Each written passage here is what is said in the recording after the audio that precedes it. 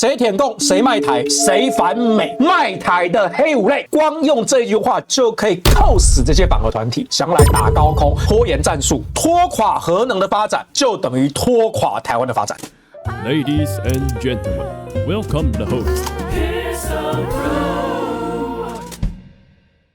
让产业界更安心，但是要重申核安、核备共识三原则不变，所谓的核安三原则。所以呢，要有这些原则达到后，接下来才能进一步讨论是否有传统核能进一步使用或新式核能使用的方面。那另外提到说传统核能部分最主要是让一般产业跟一般人士是不是能安心，新式核能部分是在现在国际在新式核能技术，所以必须了解什么样的发展技术比较适合台湾，了解后再跟大家讨论，这样是采用是不是能够让国人安心。发言人李慧芝强调，核安有保障，核备有去处，这两个是最重要的。这两个都已经达成成熟之后，才会讨论社会共识的部分。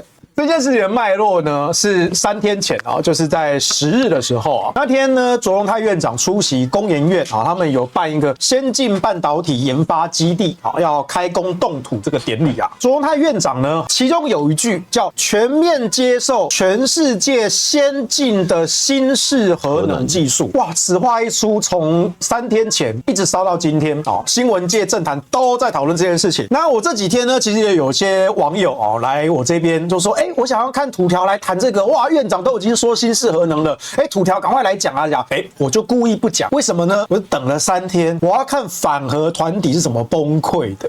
我这样苦苦的等了3天3夜终于让我等到了绿色公民行动联盟就是洪申翰的那个组织他们终于挤出了一篇文，那我就笑他们就是说，哇，这个卓院长说新式核能你们便秘憋了3天现在终于挤出一篇，我看你们肛门都裂开了，大出血那整篇在说什么呢？绿盟说这个院长说的是很不成熟的东西这是失言世界上这些先进核能这都还没成熟，这个中国大陆的进度、美国的进度、日本的进度通通要到2026年到2030年。现在不就2026年吗？对不对你就算说是2030年，那也才4年后你难道不用现在就开始做准备吗？你当年蔡英文说要搞风电光电，10年前就要开始做准备，现在2030年人家世界各国都可以盖了，那我们台湾2026年不用准备吗？所以就看那一整篇绿盟写的热等我看起来搞不好也是 AI 去查资料，可是呢，他们整篇对卓荣泰院长就只有说这个是不成熟的发言，好有礼貌不像当年骂马英九，我看的还蛮爽。卓荣泰这个新式核能，当然我这几天也看到了核工学界的这些老师专家包括像是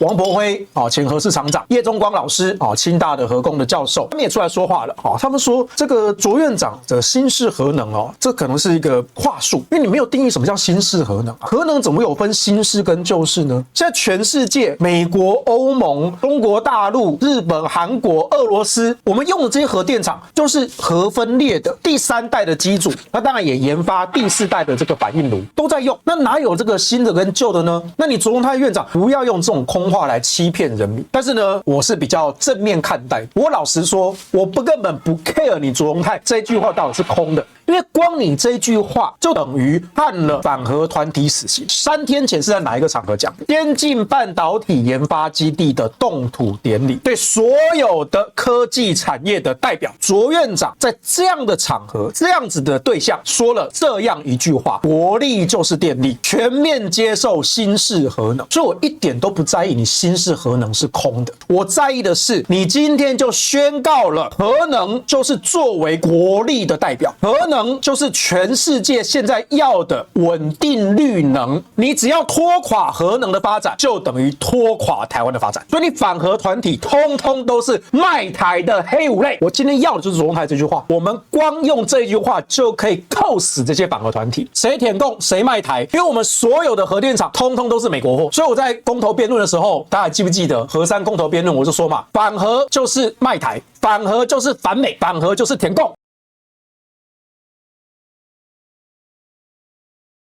然后这3天我也看到一堆青鸟在崩溃，它有崩溃好几种花式崩溃哦。其中一种是说新式核能是核融合啦，你们这句核分裂都是旧的哦，蓝白不要乱讲哦，我们讲的是核融合哦。我请问你，现在全世界哪一个国家用核融合商转发电的？没嘛，大家都用核分裂啊。你不管第4代、第3代、第2代，通通都是核分裂啊。我们再回来，什么叫新式核能？如果我们要真正认真的讨论这个议题，核能我们现在核2、核3，经济部已经说了，已经确认了核2、核3有再运转的可行性。代表经济部、代表行政院，现在的赖清德民进党政府是能够接受核2、核3的。核2、核3厂的反应炉是第几代？第2代哦，一个是沸水式，一个是压水式，都是第2代的机哦。核4厂是第3代的，相对新的机种 ABWR， 这是什么？你第2代的反应炉你都能接受了，第3代的更新、更好、更安全、更有效率，当然应该接受。但是我知道你们在抵抗哦，不够新，不够新，不够新，我给别还乐。我在2021年的核4公投辩论，我当时就提出了，我说核4的这2部机，我知道有一些朋友对这2部机组有疑虑，包括像是柯 P， 但柯 P 也说了，它就是安检哦，安检后如果 OK 就运转。那另外就是蔡壁如委员，当时他是比较反对核4的这2部机的。那我就说没关系，我知道有一些朋友对这2部机组有一些疑虑，需要检查。那检查我们就去检查下去，如果有问题追究刑责，谁贪污谁渎职，如果没问题安全，那就让他转。可是没关系啊，核4的厂区很大啊，核4还有6部、8部机的空间，都可以盖新的机组啊。而今天卓荣泰院长说的新式核能，他其实在呼应我当年的一个呼吁，开放核4的厂区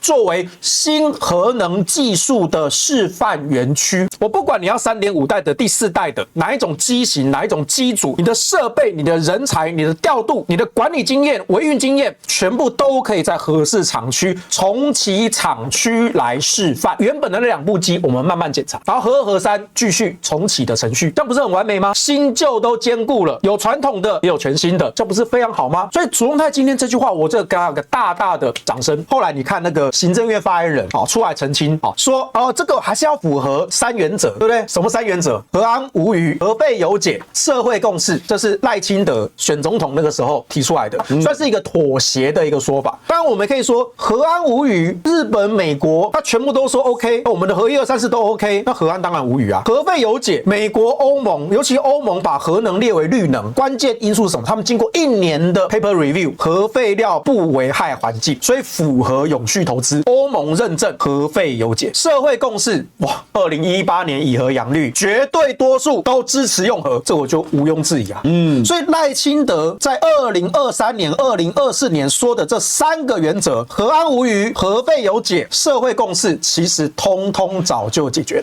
那剩下是什么？剩下就是你党内的利益结构嘛，赖品妤、云豹能源他们家嘛，对不对？那你自己去搞定嘛，你去跟蔡英文前总统算账嘛。那些绿能、绿电变血电、贪污舞弊的，全部都是阴气的人。这点我之前在我们历史课直播我也说过啊，这一点我可以帮赖清德讲话啊。赖清德一定超级不爽啊！这些贪污的全部都是阴系的啊！今天你怪到我头上来，怪谁啊？你起码是总统啊，你是东周协啊，我不怪你怪谁啊？但是赖清德心里很干啊，跟那个都是骂阴系的人。然后蔡英文还搞一个什么想想论坛2.0，前几篇全部都在讲非核家园，全部都在讲绿能转型，他是要什么？要压我一头是吧？赖清德当然超级不爽，所以这个地方我可以帮赖清德讲话。所以今天卓荣泰的这句话，你以为行政院长在工研院这个先进半导体研发基地的动土典礼上的致辞是院长想到什么就说什么吗？不可能，这一定是幕僚撰写，院长亲自核示，所以当天在所有的科技产业大佬的面前故意讲出来的，哪怕他用的是4个字新式核能，觉得这句话是故意的。后面行政院发言人的澄清也只是先暂时安抚那些党内躁动的声音，或者说是既得利益者的声音，可是没有关系，在外部的舆论空间我们用这句话就够了。我再讲一次，反核你就是反对台湾的竞争力，你就在削弱我们的国力，你就是背叛国家。其实这件事情还有一个案外案，就你们刚才讲的青鸟的反应非常的好笑。新式核能不是核能望周知，请没知识的蓝白去读书，这个引起了丁特的关注，所以爆红了一波。丁特跑去说好的受教了。但我觉得这个露露是反串。就是他故意要让人家觉得青鸟是白痴的那种账号。因为青鸟真的很白痴，所以对，有时候你第一眼不太好分辨到底。我想现在网军太难分了啦，网军太难分。对，因为青鸟真的很白痴。应该是这个吧？对，这个是真的。这个其实原本我以为他是反串。来念一票好了。他说再重申一次哦，当初提非核家园的是蓝白，绿一直是支持核能的，望周知。蓝白不断的卖台的行径，众人皆知。这个我光看第一行我就觉得这应该是反串吧？非核家园是民进党神主牌，这谁不知道？你今天怎么会说非核家园是蓝白，然后怎么会说是民进党支持核能？就很神奇。真的，他是台派，他真的是台派。我说天哪，他们已经这个是真的，我就更震惊啦！你看他虽然我是台派，为什么连熊熊都开始用我呸这种词语？看到是这个我呸是之语，我怎么是之语？但这真的很神奇啊！我们再回到原本那一个非核家园那一个，原本我以为它是反串，上面那个，但现在我们发现它不是反串。到底什么样的青鸟，它在什么样的精神状态下会说出当初提非核的是蓝白，绿一直都是支持核能的？我非常之困惑。我有看过一个变体的版本，过去几年相对还合理，就是他们那时候大概几年前，他们已经意识到整个民间风向是转成永和的了，但是他们其实不在意反核永和，他们在意的是打国民党跟打我们这些永和的，所以他们的说法是当初封存核四的是马英九。我觉得这个还可以理解。可是今天这句话不是他直接把它扭过来说提非核的是蓝白，而且没有道理啊。但当然可能蓝白有一些人提过非核家园，比如说朱立伦提过，5年的朱立伦有跟风过一次，但后来被打得很惨。对，但是他后来就被讲了。但是他那时候不是这个所谓真正执政。对。但整个国民党的正式立场没有提过非核家园，没有。然后而且他第二句话还加码说绿的一直是支持核能的。这个大概就是继世纪血案之后另一个转型不正义。对，你把蔡英文放在哪里？我觉得应该这样讲啦，现在的所谓的网络的舆论战场，他们已经不在乎事实是什么，我来定义事实，我把事实说出来，引发讨论。当人家开始讨论的时候，假造的事实就变成讨论的标的，它就成为事实的一部分，这就叫做认知作战。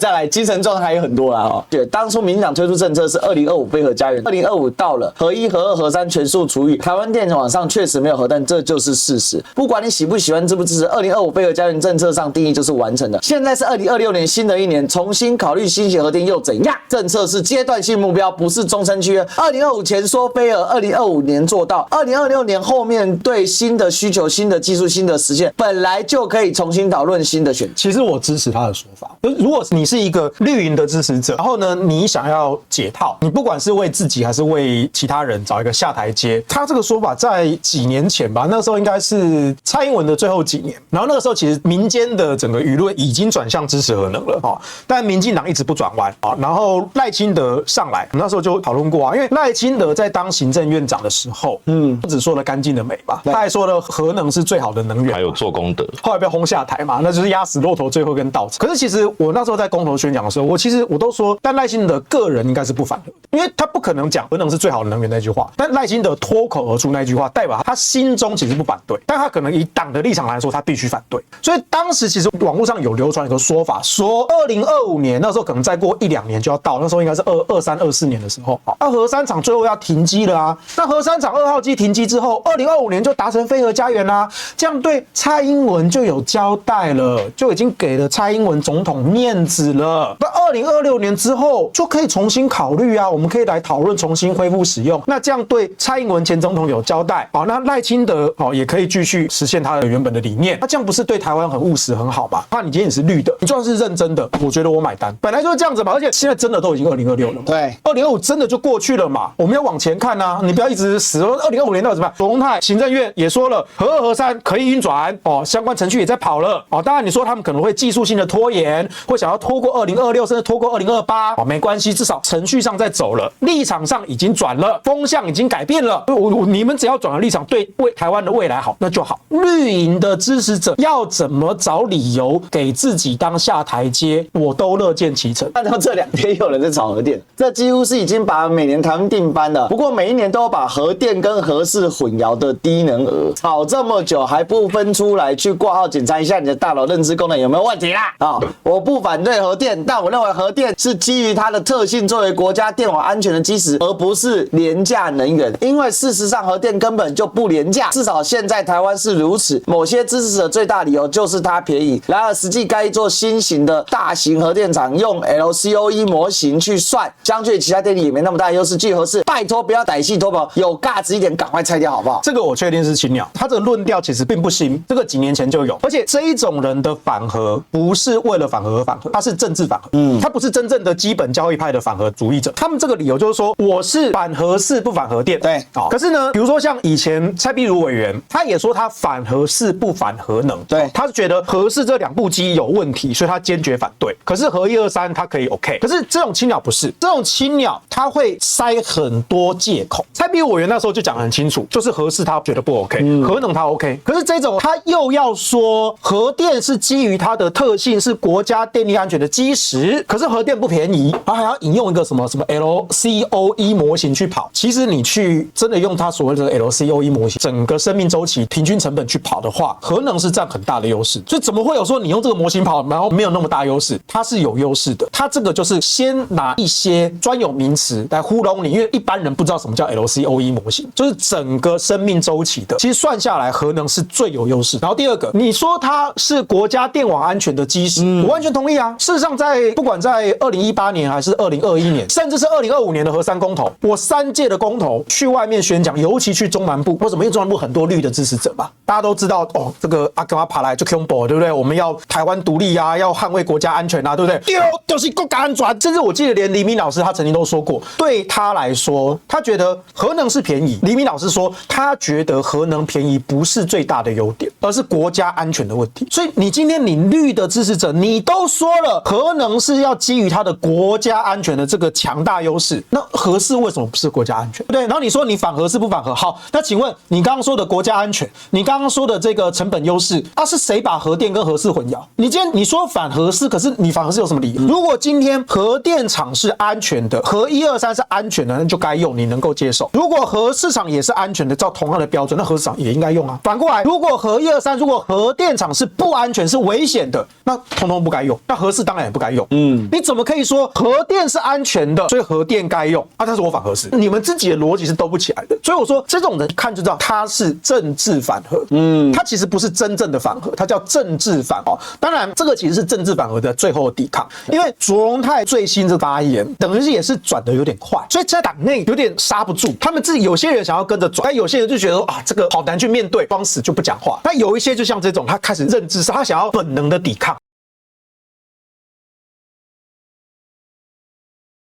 这个其实牵涉到中美大博弈的逻辑的根本变化。本来美国是中美博弈里面是要干死中国，但是川普的这个去年 NSS 就国家安全策略发布之后，它的核心逻辑就从干死中国变成与中国并存。那在并存的时候呢，正面战场上彼此最大友好，用元首外交的模式来确认彼此不会发生直接性的冲突，甚至是有部分的合作。但是在各个代理人或者是在地缘前线的博弈里面会更趋激烈。那你怎么去影响，或者是怎么去掌控这些地缘前线的小伙伴、小国家、小经济体，那或者是各个其他的中等强权这一些，你怎么去博弈？各凭本事。那玩法现在就是这样子在走。所以你看，现在美国要打伊朗不打伊朗，我认为第2艘航母来就会炸了。但是呢，为什么第一时间没打？因为现在打对他也不利，因为现在很多的想法它是改变，因为伊朗离我太远，他现在想法就是这样。因为美国的国力已经无法支撑美国像在不管是奥巴马的重返亚太、川普 1.0 发到拜登实际所发起的新冷战，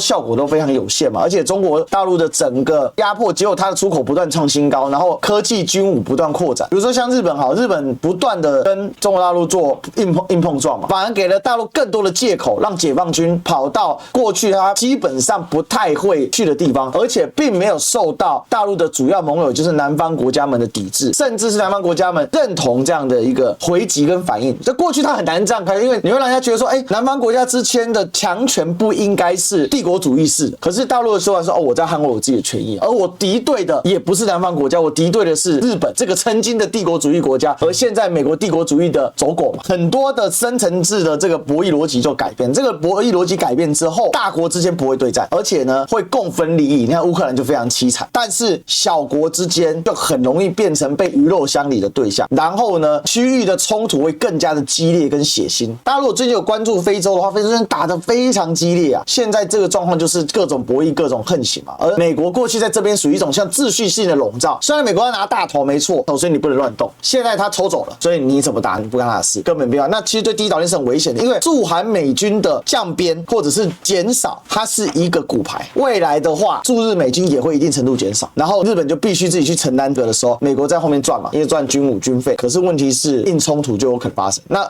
如果中日发生战争，我不认为美国会很直接的出手。那接下来了，台海如果发生战争，因为川普的态度已经示范了嘛，强国是可以任意鱼肉弱国。俄罗斯把军队开到乌克兰的土地上杀人抢土地抢资源，川普说分我一点。美国把直升机开去委内瑞拉，一路杀人一路空降，把人杀光之后，然后把总统绑走，说我就做我的权利啊。那其实两个剧本都衍生，那未来如果台海发生冲突的时候，那解放军要来，那他不会有，他没有理由嘛。那再加上本来核武国家就不能互打，武常没办法互打嘛，这是关键在这里啊。所以这个大家要去思考一下。